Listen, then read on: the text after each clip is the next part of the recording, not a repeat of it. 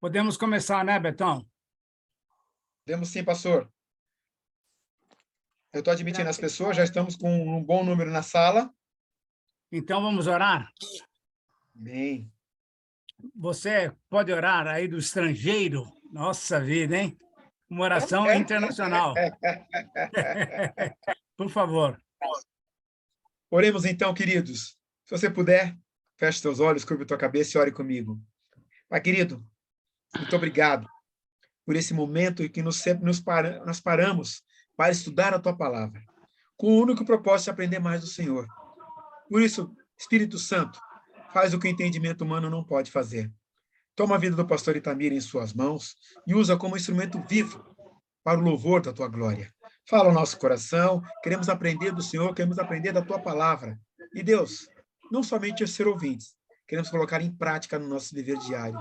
Por isso, Deus, nos colocamos diante do Senhor, Deus, para ouvir do Senhor. Faz, Deus, da boca do pastor Itamir, boca do Senhor, como um profeta do Senhor, usa para o louvor da tua glória. Em nome de Jesus, amém. Amém, amém, amém. Muito bem, irmãos. É um prazer estar de volta com vocês aqui.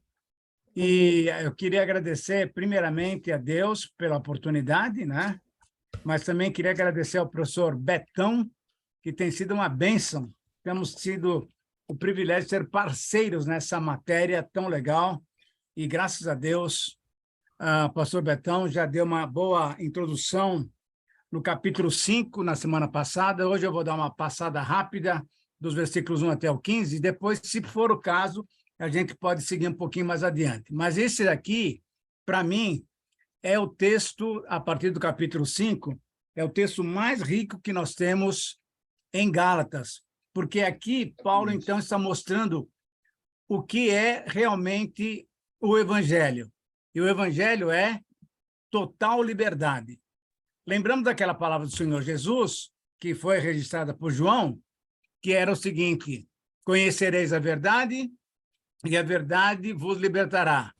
E é interessante que, quando a gente lembra de uma outra palavra do Senhor Jesus, a gente percebe também: eu sou o caminho, a verdade e a vida. Então, conhecereis a verdade, isso é, conhecerás a Cristo, e o Senhor Jesus Cristo nos liberta, nos liberta. E, a partir daí, então, o que é o Evangelho? O Evangelho é exatamente isso. É uma liberdade completa que o Senhor Jesus nos dá. Liberdade do quê?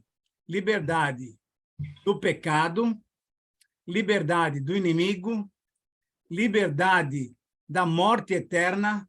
Então, nós temos algumas coisas especiais somente no Evangelho.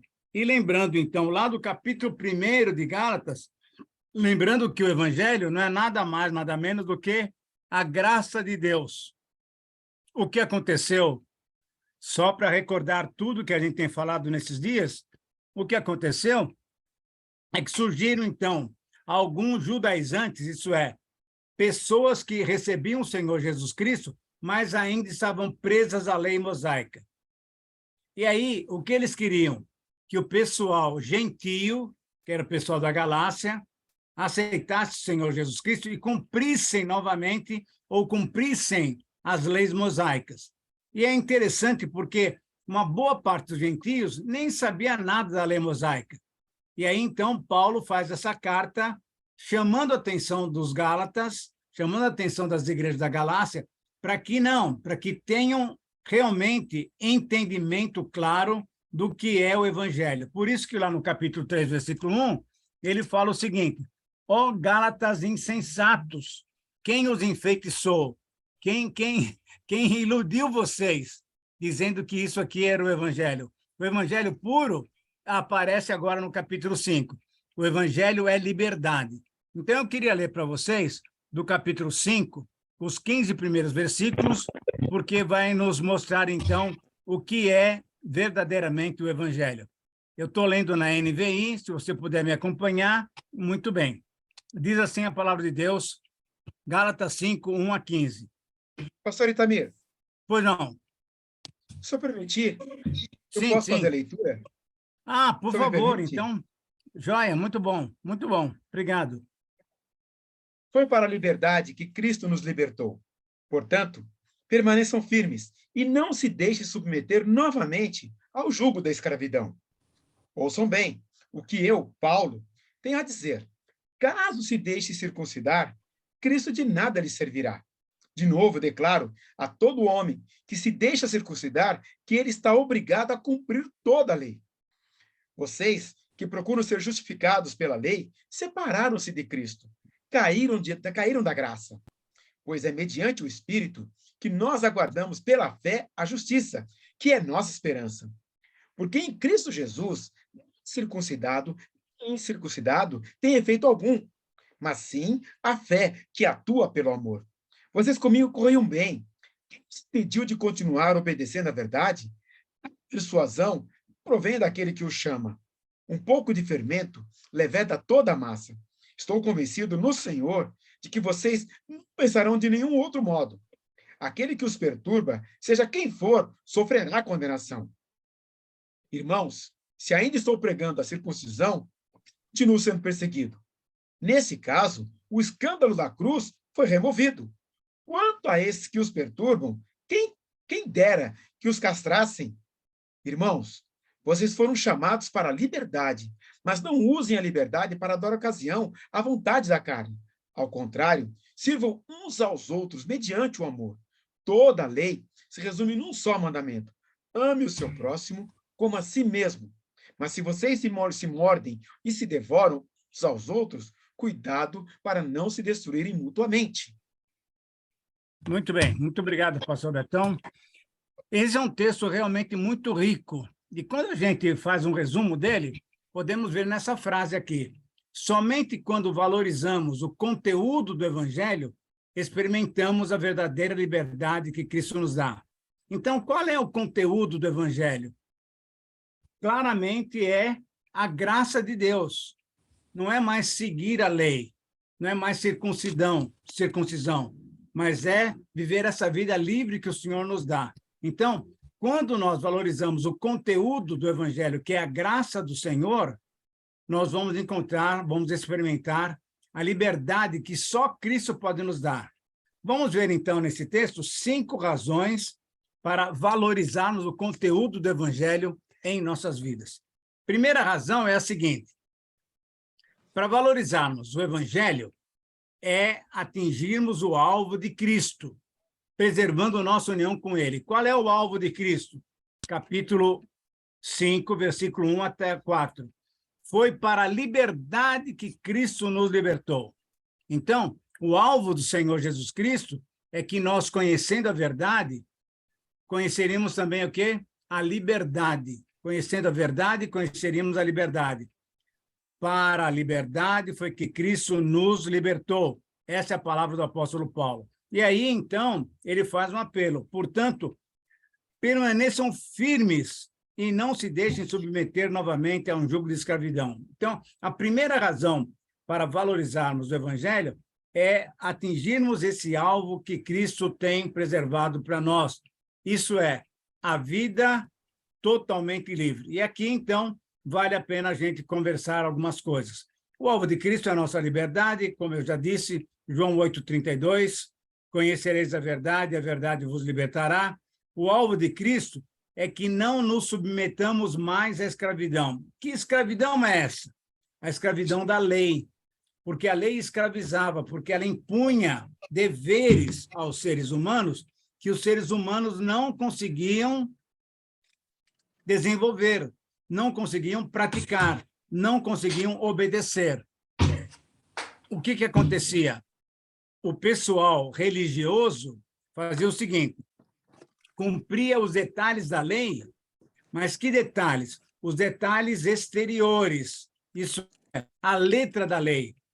Mas, infelizmente, o conteúdo da lei, o propósito da lei, eles não conseguiam. Então, o alvo de Cristo é que a gente não se submeta novamente à lei, à escravidão da lei, porque a lei falava o seguinte: a alma que pecar, essa morrerá. Então, isso era como que se colocar alguém no tronco com chicotes para a gente bater. E aí, nós ficamos novamente sujeitos à escravidão. Mas quando nós entendemos que o Senhor Jesus nos liberta, então nós temos a possibilidade de conseguir o alvo de Cristo.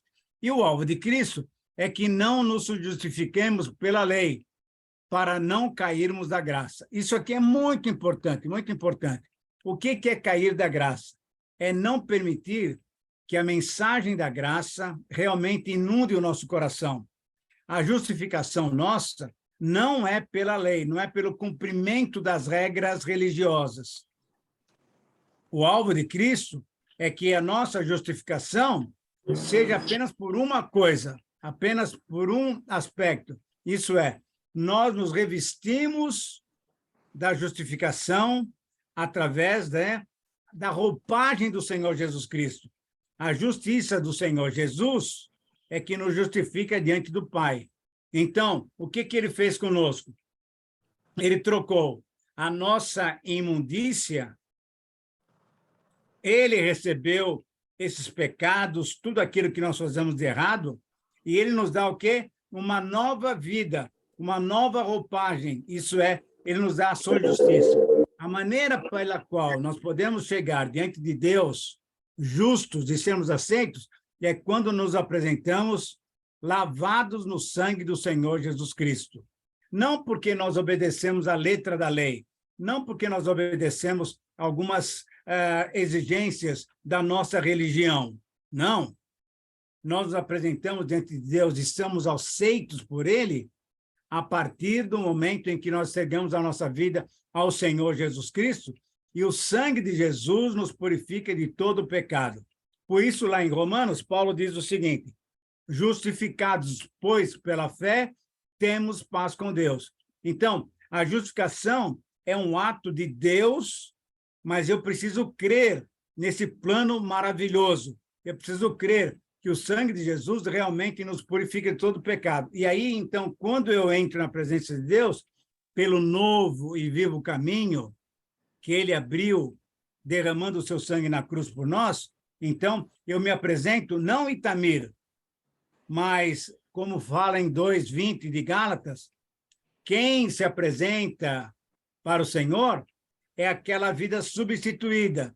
Não mais eu que vivo, mas Cristo vive em mim. É dessa maneira, então, é que eu posso me apresentar justo, não pela letra da lei, mas pela justiça do Senhor Jesus Cristo, que vem e me cobre, que anula todos os pecados. O alvo de Cristo, então, é que nós sejamos livres para poder entrar na presença de Deus. Se você puder anotar aí, mas eu vou ler para você exatamente essa passagem que eu acabei de falar. Hebreus, capítulo 10, versículo 19. E é interessante que, nesse versículo, nós temos uma palavra de incentivo. Hebreus 10, 19. Diz assim: portanto, irmãos, temos plena confiança para entrar no lugar santíssimo pelo sangue de Jesus. E em outras versões, essa palavra plena confiança quer dizer o seguinte: portanto, irmãos, temos ousadia, temos liberdade para entrar no lugar santíssimo pelo sangue de Jesus. Por quê? Porque o novo e vivo caminho, ele nos abriu por meio do véu, isso é, por meio do seu corpo crucificado por nós, para termos, então, essa liberdade de chegarmos até a presença de Deus. Você deve se lembrar, lá no Antigo Testamento, quando o sacerdote ia fazer os seus sacrifícios, primeiramente por ele mesmo, depois para a população, no Yom Kippur, no dia do perdão, o que acontecia? Ele primeiro precisa se purificar para depois entrar na presença de Deus. Porque qualquer pessoa que entrasse no lugar santo dos santos, ou no lugar santíssimo, sem primeiro acertar a sua vida com Deus, ele era fulminado. Agora, eu e você temos essa liberdade. Isso aqui é uma bênção. Podemos entrar na presença do Senhor, porque agora o sangue de Jesus nos purifica de todo pecado. Por quê? Porque ele é o Cordeiro de Deus que tira o pecado do mundo. Então, o alvo de Cristo é que nós tenhamos liberdade para poder entrar na presença de Deus. Uma segunda razão para nós valorizarmos o Evangelho é atingirmos o quê? Vamos ver agora. É valorizarmos o Evangelho, esperamos a justiça que vem da fé. Por isso, então, sem dúvida nenhuma, a nossa salvação é de graça, mas eu tenho que colocar fé. Fé no Senhor Jesus Cristo, que é o autor e consumador da fé.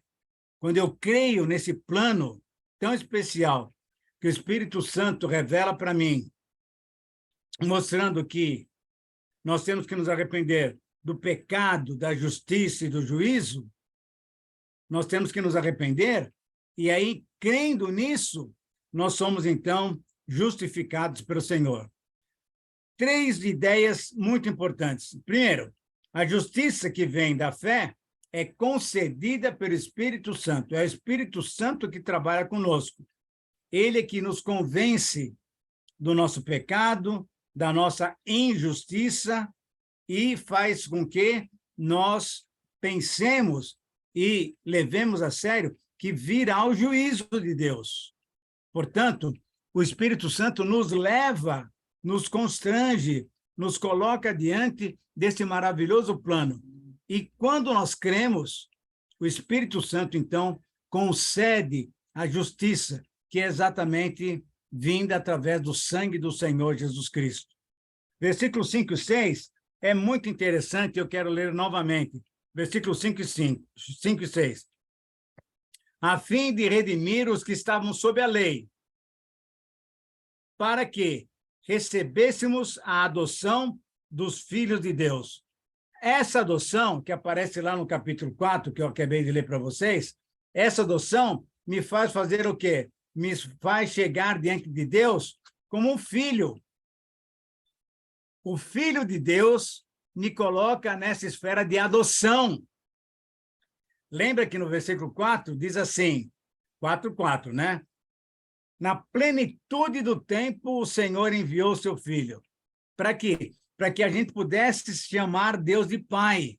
E a partir daí, então, no capítulo 5, nós encontramos essa grande verdade, que a segunda razão para valorizarmos o Evangelho é que assim esperamos a justiça que vem da fé. Olha o que Paulo fala aqui de uma maneira muito legal. Porque em Cristo, nem circuncisão tem efeito algum, mas sim a fé que atua pelo amor. E é interessante que Paulo fala um pouquinho antes, de uma maneira muito jóia, pois é mediante o Espírito Santo que aguardamos pela fé a justiça. É pelo Espírito Santo, é ele que nos concede essa esperança, essa presença forte do Senhor em nossas vidas. O Espírito Santo vai testemunhando. Quando o Senhor Jesus partiu, naquela quinta-feira à noite que ele estava conversando com os discípulos, ele falou o seguinte: eu não vou deixá-los órfãos. E como é que ele veio? Como é que ele não deixou o pessoal órfão?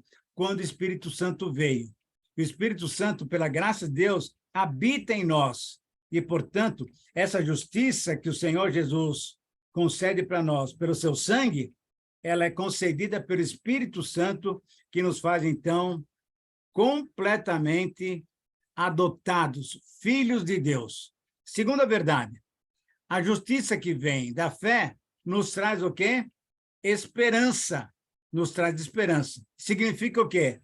Que eu não estou sozinho no mundo, sem nada. Não, eu tenho uma esperança, eu tenho um alvo, que é o alvo do Senhor Jesus Cristo. Essa esperança também vem através da fé. A justiça que vem pela fé nos traz o quê?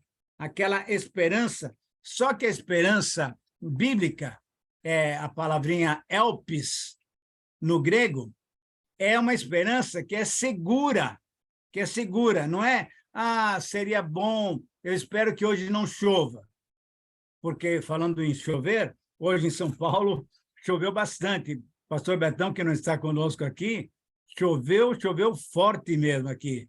Então, essa esperança humana quem sabe, seria legal que não chovesse. Não, a esperança divina é clara, é certa. A justiça que vem da fé nos traz o quê? Certeza que o nosso futuro está garantido, porque o Senhor Jesus virá. A ressurreição dele é uma esperança segura de que nós também um dia ressuscitaremos. É isso que nós temos e podemos nos alegrar, porque a justiça é dada pelo Espírito Santo e ela nos traz também esperança. E, em terceiro lugar, a justiça que vem da fé não se importa com legalismos, mas com o amor. E aqui é muito legal o que Paulo fala no capítulo 5, versículo 6. É muito, muito, muito interessante o que ele fala.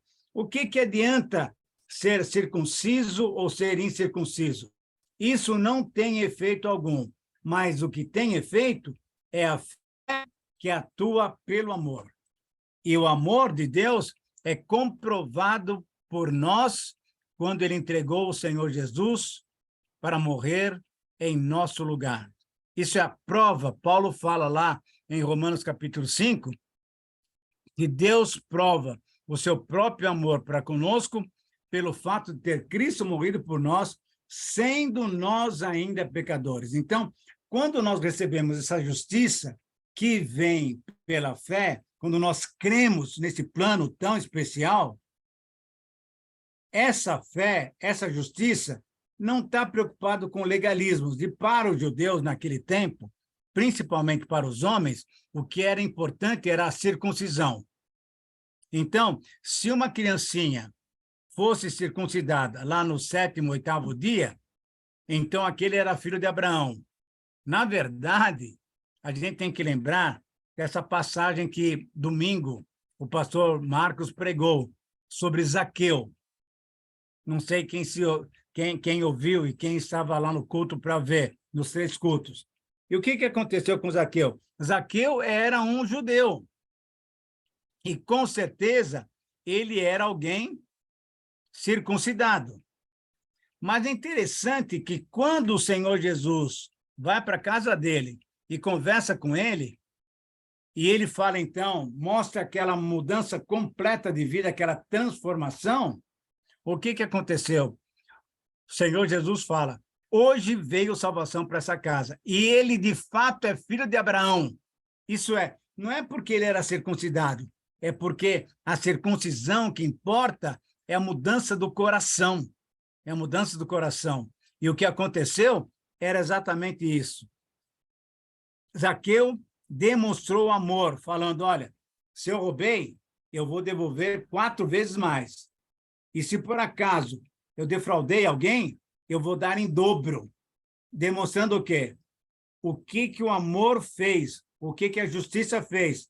Transformou a vida de um pecador, de um ladrão, de um traidor da pátria, porque servia a Roma, em alguém agora propenso a dar, propenso a amar, amar concretamente. Então, a segunda razão para nós valorizarmos o Evangelho, isso é, para valorizarmos a ação de graça de Deus, é que assim esperamos a justiça que vem da fé. E a fé nos concedida, que é concedida pelo Espírito Santo, nos traz essa esperança. Eu tenho certeza, não é, eu vou esperar, não, quem sabe vai acontecer, não. Eu tenho certeza que um dia eu estarei com meu Senhor, um dia eu ressuscitarei, um dia eu estarei para sempre com o Senhor. Então, esses detalhes religiosos, que são os legalismos, afastam-se. E o que vale realmente é o amor. Qual é o grande mandamento do Senhor Jesus Cristo? Amar a Deus sobre todas as coisas e amar o próximo. Só que agora, quando ele fala lá naquela quinta-feira, ele muda o paradigma. Não é amar o próximo como a mim mesmo, mas amar o próximo como eu vos amei. E a maneira pela qual ele nos amou é que ele entregou a sua vida por nós. Ninguém tem maior amor do que esse de dar a alguém a sua vida pelos seus amigos. Isso, então, é uma prova concreta do amor. É dessa maneira que nós valorizamos o Evangelho, que é a graça de Deus. Muito bem, nos versículos 7 a 9, nós encontramos a terceira razão para valorizarmos o Evangelho. É que, assim, continuamos obedecendo a verdade. Continuamos obedecendo a verdade. Versículos 7 a 9 Eu leio novamente. Vocês corriam bem. Quem os impediu de continuar obedecendo à verdade? Será que alguém fez algum drama aí com vocês? Hipnotizou vocês? É o que o capítulo 3 fala. Quem impediu vocês de continuar obedecendo? Tal persuasão não provém daquele que os chama. Quem é que nos chama? O próprio Senhor. Ele que nos chama para termos uma vida adotada, uma vida de filho de Deus. Versículo 9. Um pouco de fermento leveda toda a massa. Isso é, uma pequena heresia faz com que a gente fique completamente fora do padrão de Deus. Então, aqui nós temos também 3 ideias muito interessantes para a gente entender bem esses versículos. Vocês corriam bem. A obediência à verdade é a corrida certa. Qual é a nossa corrida? É a nossa vida cristã. Quanto mais nós obedecemos à verdade, mais rápido nós estamos caminhando nessa corrida que o Senhor propôs para cada um de nós. Agora, é bom que a gente saiba que esse caminho não é um caminho tranquilo, suave, sossegado. Não, o próprio Senhor Jesus disse lá no capítulo 7 de Mateus, no Sermão do Monte, que o caminho é estreito, e a porta, muitas vezes, é quase que meia fechada. Você tem que realmente se colocar diante de Deus, obedecendo detalhes, para que, então, tudo aconteça da maneira correta. Então, em primeiro lugar, a obediência à verdade é a corrida certa. Quanto mais obedecemos o Senhor, mais estamos no caminho certo. E eu queria mostrar novamente. Hebreus é um livro realmente muito especial. Eu quero que você abra novamente, se você puder, a sua Bíblia lá em Hebreus. Eu quero mostrar um detalhe muito, muito, muito, muito interessante, que é especial, que vai nos ajudar a entender o que o próprio Senhor Jesus fez. Olha só que coisa legal. Capítulo 12. Portanto, também nós, uma vez que estamos rodeados por tão grande nuvem de testemunhas, livremo-nos de tudo o que nos atrapalha. Então, não é só o pecado. Tudo aquilo que nos atrapalha. E também do pecado que nos envolve. E agora, corramos com perseverança a corrida que nos está proposta, tendo os olhos fixados em Jesus, autor e consumador da fé. Ele, e agora ele dá o exemplo de Jesus, pela alegria que lhe fora proposta, ele suportou a cruz, desprezando a vergonha, e assentou-se à direita do trono de Deus. Então, esse é o nosso Senhor, que correu a sua carreira e está estimulando que nós também corramos da maneira certa, obedecendo a sua palavra. Isso é amando uns aos outros, não mais ficando sob a tutela da lei, mas vivendo em liberdade. Então, em segundo lugar, a obediência à verdade é o que requer aquele que nos chama. Quem é que nos chama? É o Senhor. É o Senhor. Aquele que me ama, obedece os meus mandamentos. Capítulo 15 do livro de João. Então, você fala, eu amo a Deus, eu amo o Senhor Jesus. E aí, você não obedece? Então, está havendo incoerência. Está havendo incoerência. E exatamente o que estava acontecendo lá com os Gálatas era essa incoerência. Nós somos servos de Jesus. Mas eles estavam obedecendo a lei ainda. Então, que história é essa? Quando o Senhor Jesus veio, ele veio para cumprir a lei, não veio para desmanchar a lei. Ele veio para cumprir a lei, para que nós, que somos seres humanos e não conseguimos cumprir a lei, pudéssemos ter o quê? Pudéssemos ter uma vida bonita diante do Senhor, porque ele obedeceu a lei. E agora, pela fé, nós nos apropriamos daquilo que ele fez por nós. Quando o Senhor Jesus, e esse é um exemplo que eu gosto sempre de dar, aquele rapaz foi falar com ele, que eu posso fazer para ter o reino dos céus? O Senhor Jesus, surpreendentemente, falou o seguinte, obedeça a lei. E aí alguém podia perguntar o seguinte, mas como é que o Senhor Jesus fala para obedecer a lei, se ele veio para nos libertar da lei? O que o Senhor Jesus quis mostrar para aquele rapaz é que, na verdade, ele obedecia a letra da lei, e não o conteúdo da lei, não a razão de ser da lei. E aí o menino, assim, muito snob, falou, não, isso daí eu faço desde que eu era pequeno e tal. Aí Jesus falou, então tá bom, beleza, então faz o seguinte, você vai para lá, vende tudo que você tem, aí você vem e me segue, você vai entrar no reino dos céus. O que aconteceu?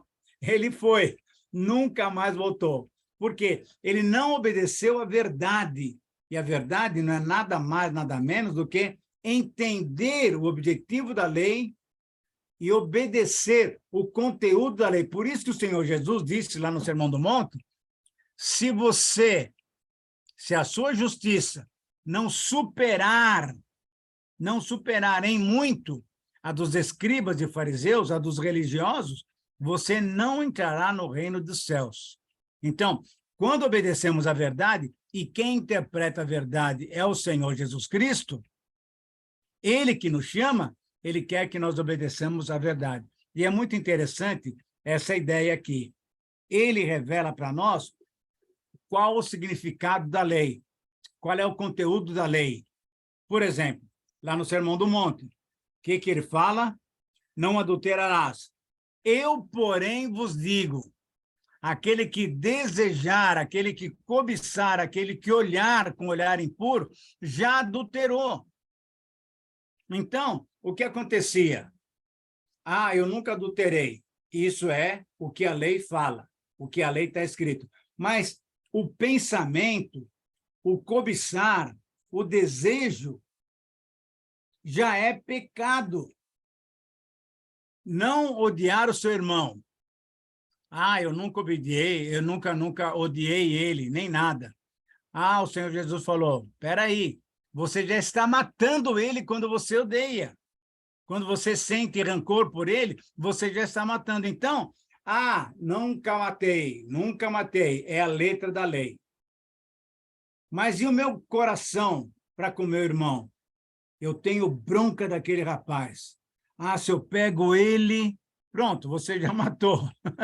Você já matou. Exatamente isso que o Senhor Jesus está falando.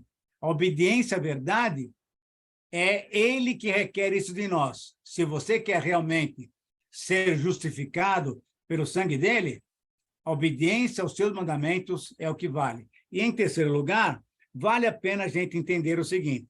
A obediência à verdade elimina o fermento das heresias e mentiras. E, queridos irmãos, com muito carinho, mas com muita seriedade também, pastor Betão, eu, pastor Grava, pastor Abner, pastor Guilherme, pastor Samuel, nós estamos mostrando para vocês que, infelizmente, nós estamos vivendo num momento em que muitas heresias e mentiras estão sendo ditas. Infelizmente. E quem não está firmado na palavra, o que acontece? É iludido. Então, o que estava acontecendo lá com os Gálatas era uma ilusão. Olha, Jesus é maravilhoso, mas você tem que obedecer à lei. Isso era uma heresia. Sabe o que é isso? Abra sua Bíblia lá no capítulo 2, versículo 21. Capítulo 2, versículo 21. Olha, quando nós obedecemos à lei ainda, nós estamos fazendo o quê? Cristo morreu inutilmente. É impressionante. Olha o versículo 21 todo. Não anulo a graça de Deus, pois, se a justiça vem pela lei, se eu vou me justificar diante de Deus, mostrando, olha como eu sou obediente à lei, olha só, Cristo morreu inutilmente. Cristo morreu em vão. Dá para a gente perceber o que nós estamos fazendo? Quando nós obedecemos à lei, estamos falando para Jesus, Senhor, desculpe, mas aquilo que o senhor fez não tem valor nenhum, não tem valor nenhum. E aí, a coisa é muito séria, porque no próprio capítulo 7, ele fala o seguinte: muitos naquele dia me dirão, Senhor, Senhor, nós fazemos isso, fizemos aquilo, aquilo outro, e ele vai falar uma coisa muito séria, muito direta. Ele vai falar, apartai-vos de mim, eu nunca vos conheci. Não é que eu conheci e depois se desobedeceram, eu não conheço mais. Não, eu nunca vos conheci. Então, a obediência à verdade elimina o fermento, isso é, essas ideias malucas que a gente vê, por exemplo, na televisão. Venha para cá, você é filho do rei. Você é cabeça ou cauda? Não, você é cabeça, você não é cauda. O Filho de Deus pode rejeitar as enfermidades.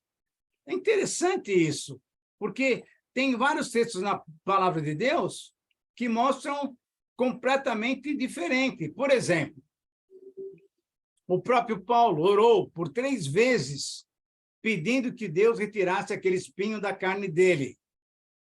E Deus falou, espera aí, a minha graça te basta. Quando Epafrodito, aquele homem de Filipos, foi levar assistência da igreja de Filipos para Paulo, Epafrodito ficou doente. E sabe o que aconteceu? Paulo não pôde curá-lo. E ele está falando, olha, eu estou mandando Epafrodito de volta porque ele ficou doente.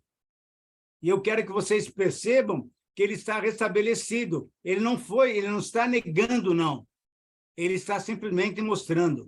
Uma outra verdade, um outro exemplo muito legal, é que quando Timóteo está para assumir a posição de um sequenciador do apóstolo Paulo, Paulo fala, Timóteo, não seja tímido. E uma outra coisa, Timóteo, para você arrumar esse teu problema gástrico, toma um pouquinho de vinho.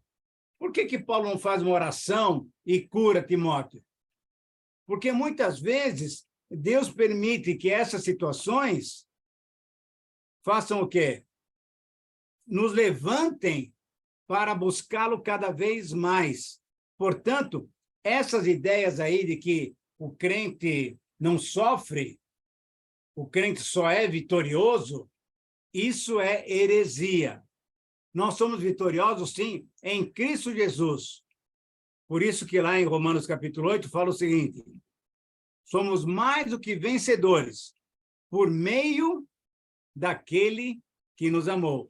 Não pela nossa força, não pela nossa justiça, mas somos mais do que vencedores através do amor do Senhor Jesus Cristo, derramado em nós pelo Espírito Santo, um amor que vem de Deus para cada um de nós. Então, em terceiro lugar, a terceira razão para nós valorizarmos o Evangelho, que é a graça de Deus, é que assim continuamos obedecendo a verdade.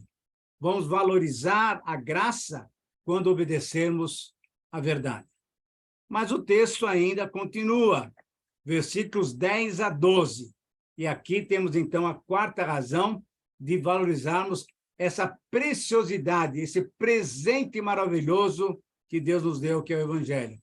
É que, assim, mantemos completa a mensagem da cruz. Se você não valoriza o Evangelho, você anula a mensagem da cruz. Capítulo 5, versículos 10 a 12, diz assim, eu estou convencido no Senhor de que vocês não pensarão de nenhum outro modo. Eu estou crendo que vocês estão entendendo a palavra e vocês não estão crendo de uma outra maneira. Irmãos, se ainda estou pregando a circuncisão, por que eu continuo sendo perseguido? Nesse caso, o escândalo da cruz foi removido. Foi removido. Exatamente o que Paulo está mostrando, é exatamente isso. Ora, se eu estou sendo falso naquilo que eu estou pregando, se eu estou pregando a circuncisão, por que eu estou sendo perseguido? A perseguição se dava exatamente porque Paulo falava, olha, deixem a lei de lado. Deixem a lei de lado. Deixa, por exemplo, a circuncisão. Deixa esse fato de você não poder comer carne de porco. Deixa de lado o você ter que só adorar no sábado. Deixa tudo isso de lado. E com isso, Paulo procurava fazer a verdade, trazer a verdade, e aí ele era perseguido. Então, Paulo está falando, será que eu estou sendo tão incoerente na minha fala? Por que eu tenho sido perseguido? Porque eu tenho mostrado a verdade. Eu tenho mantido completa a mensagem da cruz. Qual foi a mensagem da cruz? Ele morreu no meu lugar, porque eu e você não poderíamos obedecer à lei. A lei falou lá no Antigo Testamento, a alma que pecar, essa morrerá. Então, a cruz de Jesus não é de Jesus. A cruz é minha, é sua, é de todos nós. Mas, graças a Deus, o que aconteceu? Ele tomou o nosso lugar. Em vez de nós morrermos, ele morreu. Mas, simbolicamente, quando nós temos o batismo, como nós tivemos domingo, tanto no curso das 10h30 como das 18 horas, pessoas mostraram o quê? Que morreram para a velha vida, assim como Cristo morreu, e ressurgiram para uma nova vida, para a vida que o Senhor Jesus quer que vivamos para Deus. Então, se nós queremos manter a mensagem da cruz correta, nós temos que valorizar aquilo que Deus tem nos dado. E aqui nós temos também 3 ideias para que possamos entender um pouco mais esses 3 versículos, 10, 11 e 12. Primeiro, a mensagem da cruz deve nos trazer de volta à verdade. Qual é a verdade? Qual é a verdade? Eu sou o caminho, a verdade e a vida. A mensagem da cruz, que é exatamente ele morreu em nosso lugar, nos traz de volta a essa grande frase da Bíblia. Ele é a verdade. Quando Pilatos estava julgando Jesus, ele perguntou, o que é a verdade? Jesus podia ter falado, você está falando com ela, você está falando com ela. Mas ele ficou quieto lá, e você que sabe, você que é autoridade, e é interessante que Jesus depois faz um desafio para ele. Se você não tivesse essa autoridade dada por Deus, eu não estaria aqui na tua frente. É muito interessante isso, é muito interessante. Segundo aspecto aqui, para a gente poder entender. A mensagem da cruz causa perseguição por mostrá-la como um escândalo. Para o judeu, aquele que era pendurado no madeiro, ele era maldito. Para o gentio, era muito interessante que alguém que era crucificado era, então, mostrado como um inimigo de Roma. Era mostrado como um delinquente. Tanto é que o Senhor Jesus foi crucificado entre 2 malfeitores, entre 2 ladrões. Ora, se o Senhor Jesus morreu dessa maneira, sendo perseguido, significa o quê? Que ele morreu sendo perseguido porque ele tinha uma mensagem muito clara para nos trazer. E a mensagem era exatamente essa. Somente pela fé nós conseguimos o quê? A libertação dos nossos pecados. Somente pela fé nós podemos, então, ter a justiça de Jesus para nos apresentar diante de Deus. A perseguição vai mostrar que nós estamos andando corretamente. Por quê? Porque, normalmente, as pessoas preferem o quê? Uma vida mais tranquila, mais sossegada, uma vida sem santidade, uma vida não devotada ao Senhor. Quando nós nos devotamos ao Senhor e vivemos uma vida livre, mas não em libertinagem, a gente vai ver no versículo 13, aí, então, quando nós vivemos essa vida livre, nós estamos mostrando que a lei simplesmente amarrava as pessoas. E por isso, então, quando eu mostro essa nova vida, as pessoas não gostam. As pessoas querem o quê? Uma vida bagunçada, uma vida normal. E aí nos perseguem. Por quê? Porque aquele que ama a justiça é bem-aventurado quando ele é perseguido por causa da justiça, quando ele é perseguido pelo nome do Senhor Jesus Cristo. Então, a mensagem da cruz causa o quê? Causa essa oposição, causa essa perseguição, porque nós mostramos a verdade dessa vida impura que o mundo leva. E, com isso, nós somos taxados como escandalosos. Por quê? Porque vamos para a cruz. Vamos para a cruz. Novamente, Gálatas 2:20. Eu estou crucificado com Cristo.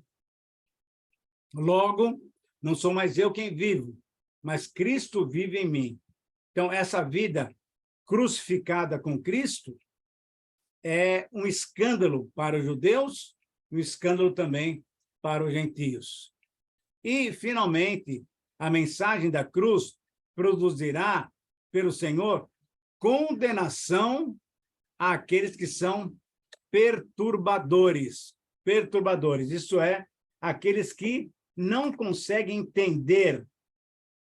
E Paulo, aqui no versículo 12, ele usa uma expressão muito forte, muito forte. Então, veja, se você é uma pessoa já mais adulta, você vai entender isso daqui. Paulo está falando sobre a circuncisão. O que é circuncisão? Não é nada mais, nada menos do que um pequeno ferimento, uma pequena marca no órgão genital masculino. É dessa maneira que, então, é aquilo que atualmente a turma chama de operação de fimose.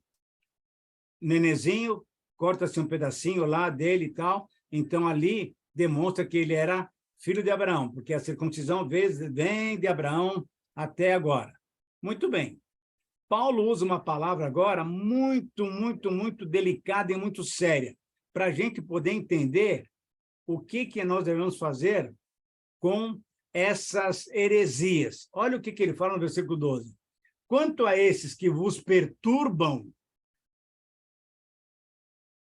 quem dera que se castrassem. É uma palavra assim muito dura, muito dura. Se eles querem valorizar tanto a circuncisão, isso é, aquela marca no pênis do menino, do rapaz, do homem, então, eles que estão perturbando vocês com essas heresias, seria bom que eles fizessem uma coisa mais séria ainda, que é o quê? Se castrassem, isso é, tirassem toda a possibilidade deles gerarem filhos. Isso é muito sério, isso é muito sério. Por quê? Porque a mensagem da cruz é que nos dá completa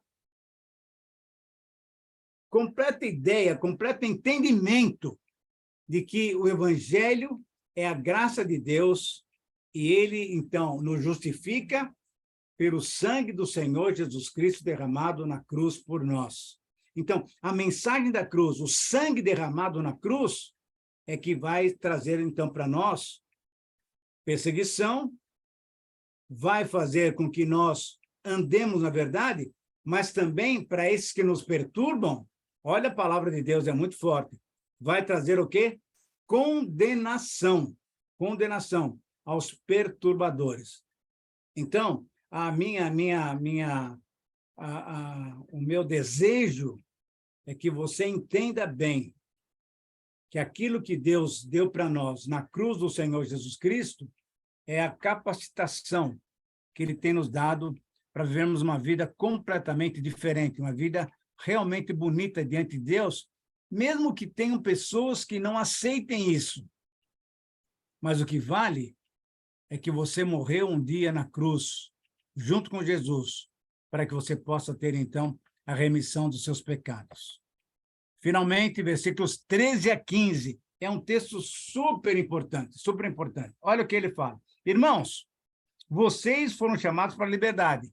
Essa primeira frase, eu queria que você entendesse. Ele está repetindo o versículo 1. O que ele falou no versículo 1? Foi para a liberdade que Cristo nos libertou. Então, ele está voltando a conversar sobre liberdade. Tá? Ele volta, agora no capítulo 13, no versículo 13, a falar sobre liberdade. E aí ele fala o seguinte, irmãos, vocês foram chamados para a liberdade, mas não usem a liberdade de uma maneira errada. Para dar o quê? Ocasião à carne. A ocasião à vontade da carne, aos desejos carnais, aos desejos da velha natureza. Não usem essa liberdade de uma maneira errada. Versículo 14. Ainda no final do versículo 13. Pelo contrário, ao invés de usar de uma maneira errada, faça o quê? Sirvam uns aos outros mediante o amor. Então, a grande lei que nós temos hoje é do Senhor Jesus. E a lei é o amor. É o amor. Não é mais cumprir regrinhas da religião, regrinhas da lei, isso é, da letra da lei. Agora, o que Deus quer que a gente faça é que a gente ame primeiramente a Ele e depois aos outros como Cristo nos amou. Toda a lei, versículo 14, se resume num só mandamento. Ame o seu próximo como a si mesmo. Mas se vocês se mordem, se devoram, cuidado para que não sejam destruídos mutuamente. É interessante como Paulo faz. Ele é um cara assim muito lógico, né? Logicamente, vamos entender, inspirado por Deus, mas com a sua sabedoria. E ele então faz essas colocações de uma maneira muito especial. Então, a quinta razão para nós valorizarmos a graça de Deus, que é o Evangelho, é não usar a liberdade para dar ocasião ao quê? A libertinagem, a carnalidade. Então, veja só, no capítulo 5, versículo 1, vivam em liberdade e não se deixem o quê? Dominar pela escravidão que a lei opera. Ok, então agora eu vou viver livre, porque agora eu estou livre da lei. Agora, peraí. Use a liberdade, mas não para dar ocasião à velha natureza. Use a liberdade para o quê? Para amar. E aí, é interessante. O Senhor Jesus resume os 10 mandamentos em 2 mandamentos. Vamos tentar entender isso daí. Quando Deus deu os mandamentos para Moisés, ele deu 10. Se você olhar nos 10 mandamentos, Êxodo capítulo 20, você vai encontrar o seguinte. Os 4 primeiros mandamentos são relações entre nós e Deus. Entre nós e Deus. E aí, os 6 mandamentos são em relação a nós e ao nosso próximo.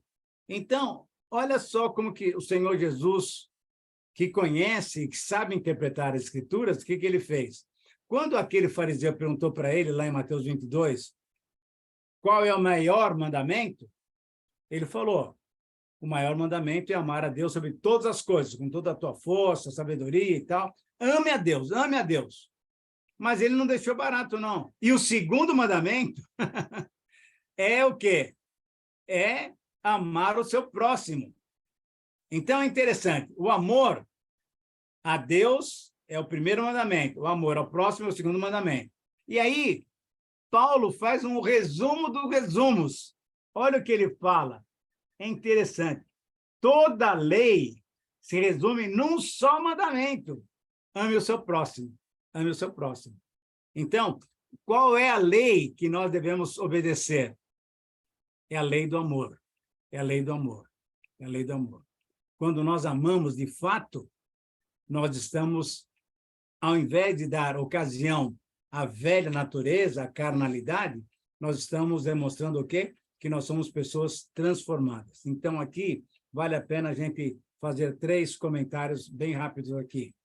Primeiro, a liberdade obtida pela fé não deve dar oportunidade ao quê? A carnalidade. O que é carnalidade? Não é nada mais, nada menos do que nós vamos ver isso na semana que vem. As obras da carne, olha só para você ficar com isso, para você meditar. Quais são as obras da carne? Imoralidade sexual, impureza, libertinagem, idolatria, feitiçaria, ódio, discórdia, ciúmes, ira, egoísmo, dissensões, facções, inveja, embriaguez, orgias e coisas semelhantes. Essas são as obras da carne. O que é carnalidade? É exatamente isso daqui. É uma vida completamente fora dos padrões de Deus. Então, a liberdade que nós ganhamos pela fé em Cristo não vai dar oportunidade para que nós voltemos a praticar essas coisas, essas práticas, porque essas são obras da carne. Essas são obras da carne. Agora, a liberdade obtida pela fé deve nos conduzir ao amor para com todos, para com todos, para com todos. E de que maneira é o amor? O amor que o Senhor Jesus nos deu. Ninguém tem maior amor do que esse, de dar a alguém a sua vida em favor dos seus amigos. Quando nós realmente amamos o Senhor, nós estamos vivendo a liberdade. Por quê? Porque pela fé nós podemos, então, nos conduzir ao amor. E o versículo que é mais bonito que nós podemos conhecer, se você puder anotar aí, você conhece bastante o Evangelho de João, capítulo 3, versículo 16. O que é que nós temos lá? Porque Deus amou o mundo de tal maneira que deu seu Filho unigênito para que todo aquele que nele crê não pereça, mas tenha vida eterna. Só que quando a gente olha para um outro escrito de João, que é a primeira carta do apóstolo João, capítulo 3, versículo 16, veja bem, um é o Evangelho e outro é a primeira carta. No 3,16, nós lemos o seguinte, 1 João, pois todo o que há no mundo, a cobiça da carne, a cobiça dos olhos, a ostentação dos bens, tudo isso, lá no capítulo 2, João está mandando ver. Se você ama o mundo, não ama a Deus. E aí, no 3,16, ele mostra a prática do amor. 1 João 3,16. Olha só, nisso conhecemos o que é o amor. Então, o que é o amor? É que Jesus Cristo deu a sua vida por nós. E nós, devemos dar a nossa vida pelos nossos irmãos. Se alguém tiver recursos materiais e vendo seu irmão em necessidade e não se compadecer dele, olha a pergunta desafiadora. Como pode permanecer nele o amor de Deus? Filhinhos, não amemos só de palavra nem de boca, mas amemos em ação e em verdade. Então, ao invés da liberdade nos dar maneiras de vivermos novamente a vida antiga, isso é, na carnalidade, naquelas obras da carne que nós vimos, olha só, a liberdade obtida pela fé nos conduz ao amor para com todos. O amor que foi feito através do Senhor Jesus. Ele se deu por nós e nós devemos nos dar aos nossos próximos. E, finalmente, a liberdade obtida pela fé deve nos edificar e não nos destruir. E é exatamente isso que Paulo fala no finalzinho do capítulo que nós estamos lendo, capítulo 5, do versículo 1 até o 15. Olha o versículo 15. Mas se vocês se mordem e se devoram uns aos outros, cuidado para vocês não serem destruídos mutuamente. Significa o quê? Cuidado. Se você quer realmente amar, você está edificando. Mas se você não ama, você está se destruindo. Eu quero finalizar com um versículo para você anotar aí. 1 Coríntios, capítulo 8, versículo 1. É muito interessante esse texto. Rapidamente, eu vou dar uma ideia do que está acontecendo. Paulo está escrevendo para a igreja de Corinto, uma igreja que está não sabendo se posicionar com relação às carnes sacrificadas aos ídolos. Isso é, as oferendas que muitas vezes se fazia a um ídolo. E tinham pessoas que achavam que aquilo era um pecado tremendo se você comesse um pedaço daquela carne. Outros não tinham problema. A carne é Deus que fez, através do animal, e aí assada ou frita e tal, não tem problema nenhum. E aí Paulo fala uma coisa muito interessante, capítulo 8, versículo 1. Com respeito aos alimentos sacrificados aos ídolos, sabemos que todos nós temos conhecimento do saber. Todos nós sabemos que não é problema nenhum. Não é problema nenhum. Versículo 2. O conhecimento traz orgulho, mas o amor edifica. Se nós queremos edificar os nossos irmãos, aqueles que estão perto de nós, nós devemos amar. O amor edifica. O amor edifica. O conhecimento vai nos levar a fazer o quê? A nos destruirmos mutuamente. Ah, porque eu sei.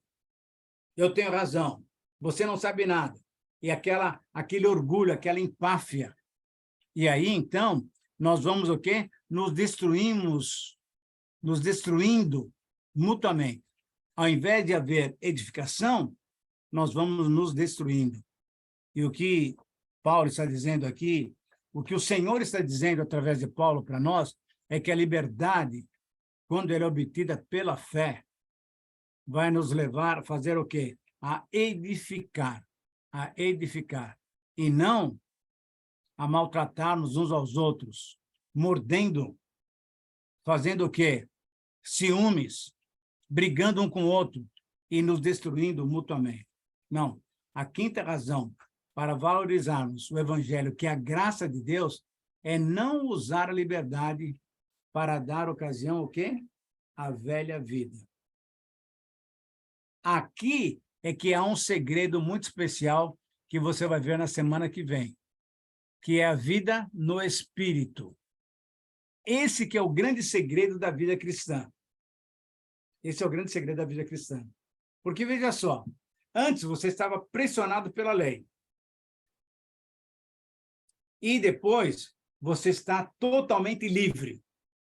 E a pergunta é, o que é o melhor? Viver pressionado pela lei ou ter uma vida completamente livre? O que é melhor, sabe o que é? É trazer tudo isso e viver no meio. Isso é a vida no Espírito, a vida pelo Espírito.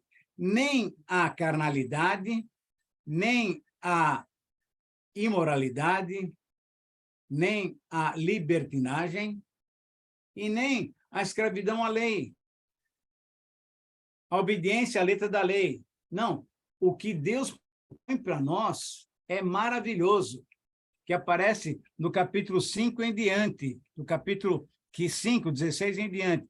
Vivam no Espírito, vivam no Espírito.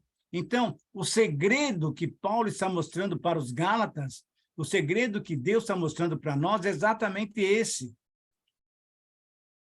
Ao invés de estarmos envolvidos nas heresias de um outro evangelho que não é evangelho, vamos valorizar o verdadeiro evangelho, que é o quê?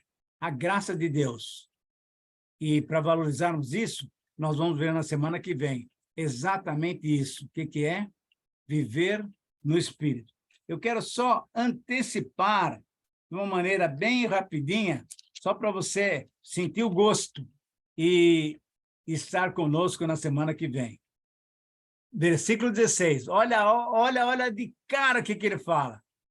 Por isso digo, vivam pelo Espírito, de modo nenhum satisfareis os desejos da carne.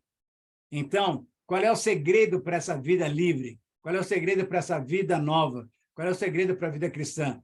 Viver pelo Espírito. viver pelo Espírito. No versículo 25, olha o que ele fala. Se vivemos pelo Espírito, andemos também pelo Espírito. Então, semana que vem vai ser muito gostoso. Você vai ver, então, esse segredo, né, do que o Senhor tem para nós, porque Ele tem nos dado o seu Espírito Santo para nos dar poder para viver essa vida livre, não mais pressionados pela lei, não na libertinagem, mas viver a vida que o Senhor tem nos dado no Espírito Santo. Conclusão. Somente quando vivemos totalmente livres, valorizamos em nossas vidas o conteúdo do Evangelho. E a pergunta é, qual é o conteúdo do Evangelho? É a graça de Deus. É a graça de Deus, que a gente recebe pela fé. Quando nós vivemos dessa maneira, então, estamos valorizando aquilo que Cristo fez por nós. Que tipo de vida você escolhe? Uma vida controlada por você mesmo ou uma vida que valoriza a graça de Deus demonstrada para nós no Evangelho? Que tipo de vida você escolhe? Que tipo de vida você escolhe? Você que precisa decidir. Que Deus possa nos abençoar e possa nos fazer entender que essa liberdade é, de fato, algo precioso que o Senhor tem dado para nós. Conhecereis a verdade e a verdade vos libertará. Muito bem. No meu relógio, são 21h10. Nós começamos 8h, 8h05, então está dando exatamente 1 hora, mais ou menos, de estudo. Eu quero deixar aberta a possibilidade de perguntas. Se alguém tiver uma pergunta, se alguém tiver um testemunho, uma palavra, fique à vontade. Só clique aí no seu microfone. Eu vou até tirar o slide daqui, e aí você pode falar à vontade para que a gente possa entender e ouvir mais você. Por favor. Pergunte à vontade.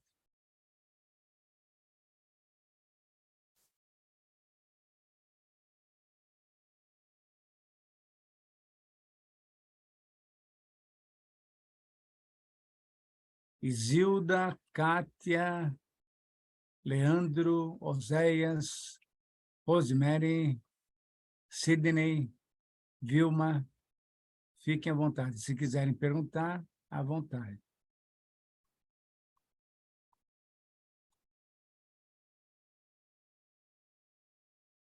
Ok. Se não temos perguntas, então, pastor Betão, quer dar mais alguma palavra? Fique à vontade. A Kátia quer falar alguma coisa, Kátia? Não, só para falar que a aula foi muito boa. Tá bom. Não tem pergunta nenhuma. Tá bom. Eu estou enviando Pastor para Betão, vocês, à fala aí. medida que nós estamos editando os vídeos, eu estou mandando já em sequência para vocês todos. Vocês podem compartilhar com amigos, com colegas, ou com pessoas que não puderam participar. A ideia é essa. E também vai ter prova no final, né, pastor Itamir? Vamos fazer uma prova. São só, Tem uma avaliação. Só 100 perguntas, só. Só 100 perguntas. Simples. Não dá para responder em... Não. Mas eu estou muito feliz com os irmãos e as irmãs. Alguns irmãos, a conexão deles caiu. Deve ser um problema que deve ser devido ainda às chuvas por aí. E que choveu, geralmente esse negócio fica complicado. Mas o motivo, a alegria nossa. Só tem motivo para agradecer a Deus. Sim. Vamos agradecer ao Senhor? Sim, vamos lá. Kátia, pode orar com a gente? Ótimo. Por favor. Kátia. Senhor Deus Pai Todo-Poderoso, em nome de Jesus, Pai, eu te agradeço por essa reunião de hoje. Te peço primeiramente, Pai, que esse ensino venha ficar gravado no nosso coração, que a gente não perca esse ensinamento tão valioso que tivemos hoje, Senhor. Fica conosco o tempo todo, e assim como foi dito hoje, Pai, que vivamos pelo Espírito. Que o Espírito Santo do Senhor possa, Pai, o tempo todo, lembrar essa palavra no nosso coração, para colocarmos em prática no nosso dia a dia. Amém. Porque se a gente só ouvir e não praticar, de que nada adianta a gente estar aqui estudando. Então, Pai, eu te peço, Pai, que esse ensino fique gravado, que a gente possa vivenciar isso que nos foi compartilhado hoje. Senhor, eu te peço pela vida do pastor Itamir, continua abençoando ele, dando muita sabedoria, continua dando saúde, continua dando entendimento, continua transformando ele cada vez mais nesse exímio professor que ele é, Pai. Abençoa a vida dele, abençoa a vida do pastor Betão também, que está aqui ajudando, colaborando aqui com ele. Senhor, e abençoa todos aqui que estão nesta reunião, ouvindo da tua palavra. E te peço mais, que mais pessoas possam vir a acrescentar, a aprender de ti, Senhor, porque a tua palavra diz que sem a fé vem pelo ouvir a palavra, né? E a gente precisa aumentar a nossa fé e praticar e ouvir e aprender, porque por mais que façamos, ainda é pouco perto do que Deus tem para nos revelar. Eu te agradeço por essa reunião, nos deu uma semana abençoada e esperamos que até a próxima terça-feira possamos estar aqui reunidos. Amém. Amém. Amém. Amém. Amém. Muito obrigado, Kátia, muito obrigado, queridos irmãos, todos vocês, Oséias e Vilma, todo mundo, um grande abraço. Pastor Betão, que Deus abençoe você na sua viagem, Deus supra todas as suas necessidades. Estou orando por você sabe disso, hein? Obrigado, querido, que Deus os abençoe, obrigado, gente, por nos permitirem entrar em suas casas. Que Deus os abençoe, uma semana abençoada para vocês. Amém. Até a próxima terça-feira, fiquem na paz. A paz, Deus abençoe todos. Deus abençoe. Tchau. Deus Tchau. abençoe. Professor, paz. Paz. Amém. Graça e paz.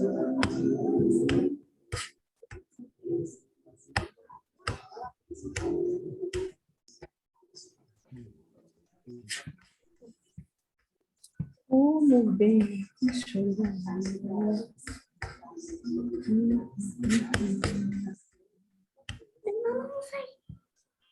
Só tá você? Sim, só nós três. Maravilhosa! Deus abençoe, querido. Fica na paz. Tchau, princesa. Que Deus te abençoe, querida. Tchau. Gente bonita. Tchau. Tchau.